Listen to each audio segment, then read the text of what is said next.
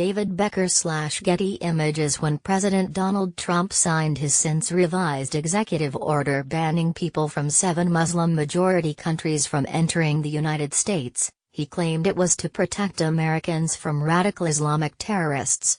"We don't want them here," Trump told reporters at the Pentagon, where he signed the order in January. But in the 8 months since Trump took office, more Americans have been killed in attacks by white American men with no connection to Islam than by Muslim terrorists or foreigners. Radical Islamic terrorists inspired or directed by groups like ISIS and Al-Qaeda do pose a clear threat to the U.S. There is no question about that. Before last night's deadly shooting in Las Vegas, the deadliest mass shooting in modern U.S. history occurred in June 2016 when an ISIS-inspired man opened fire at a gay nightclub in Orlando, Florida, killing 49 people and wounding 53.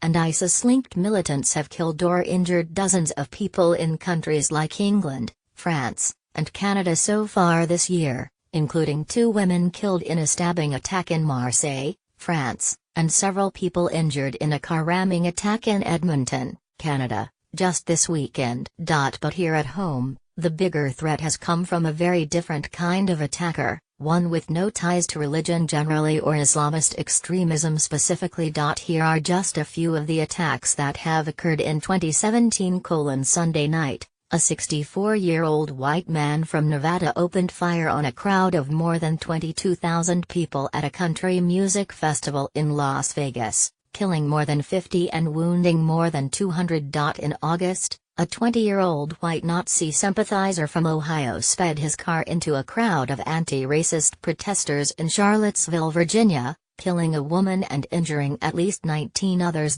In June, a 66-year-old white man from Illinois shot at Republican Congress members during an early morning baseball practice, severely wounding several people including Representative Steve Scalise of Louisiana, the House of Representatives Majority Whip.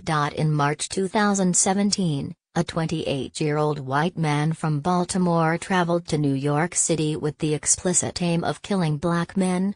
He stabbed 66-year-old Timothy Common to death and was charged with terrorism by New York State authorities. In May, a 35-year-old white man from Oregon named Jeremy Joseph Christian began harassing Muslim teenagers on a train in Portland, telling them "We need Americans here." 2 men interceded. Christian then stabbed and killed them both. In fact, between 2001 and 2015, more Americans were killed by homegrown right-wing extremists than by Islamist terrorists, according to a study by New America, a nonpartisan think tank in Washington, D.C. A June 2017 study by Reveal and the Center for Investigative Reporting found a similar pattern in Trump's very first speech to Congress. He claimed that the vast majority of individuals convicted of terrorism and terrorism-related offenses since 9/11 came here from outside of our country. But none of the perpetrators of the major U.S. terrorist attacks carried out in the name of Islam in the past 15 years have come from the nations on Trump's travel ban, either the original one or the new, revised version that was released late last month.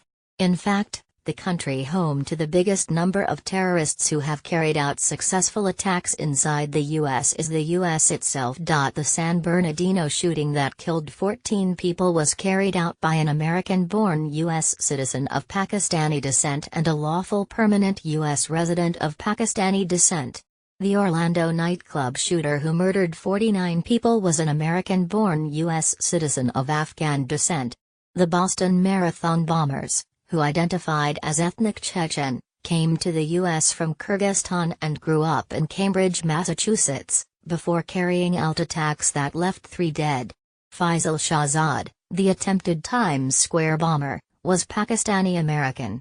Nadal Hussain, who killed 13 people at Fort Hood in 2009, was born in Virginia to Palestinian parents. And as my colleague Zach Beauchamp has written, the average likelihood of an American being killed in a terrorist attack in which an immigrant participated in any given year is 1 in 3.6 million, even including the 9/11 deaths. The average American is more likely to die from their own clothing or a toddler with a gun than an immigrant terrorist. But we're not banning guns and t-shirts from coming into the country. Adopting extremist views and committing horrendous acts of violence in the name of some righteous cause, be it religion or politics or just plain old hatred, isn't something that only Muslims, or Arabs, or immigrants, or any other group of people do. It's something humans do.